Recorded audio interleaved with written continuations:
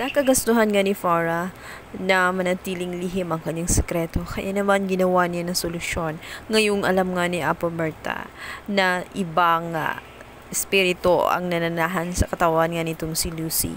Ayaw niyang tuluyan malantad ang sekreto ngayon sapagkat kapag nangyari yon ay talagang end of the game na siya. Lalong-lalo na dito kay Darius.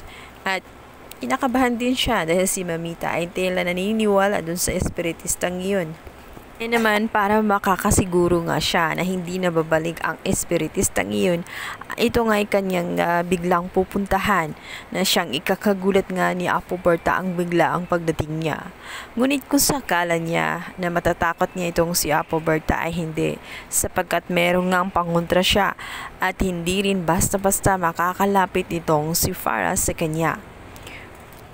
Ano pa ngang nanggigilib nung si Mamita na malaman ng katotohanan dahil napapansin niya itong si Lucy na tila binabantayan siya tuwing may kinakausap siyang ibang tao at tuwing binabanggit ang tungkol sa katauhan niya. Kung talaga namang wala siyang tinatago ay dapat wala siyang ikakatakot. Halata lang na guilty at maaring totoo nga ang sinabi nitong espiritista sa kanya.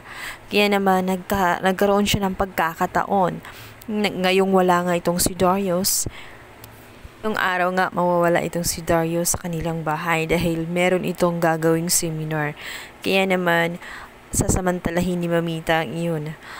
Kinuha niya ulit itong si Apoberta at nakita nga ito ni Cheska. Subalit sinabihan niya itong si Cheska na huwag sasabihin sa kanyang daddy na naroon itong si Apoberta dahil nga binawalan siya at ayaw niya mapahamak. Dito nga ay malalaman na nga ni Mamita kung sino talaga ang nasa loob ng katawan nitong si Lucy. Ayaw man sana nitong si Apoberta na tulungan siya, subalit naaawa din siya sa kalagayan niya, lalo na't kasama nila ito sa bahay. Dito nga ay ipinakita ni Apoberta ang iginuhit niya, ito ngang mukha ni Farah.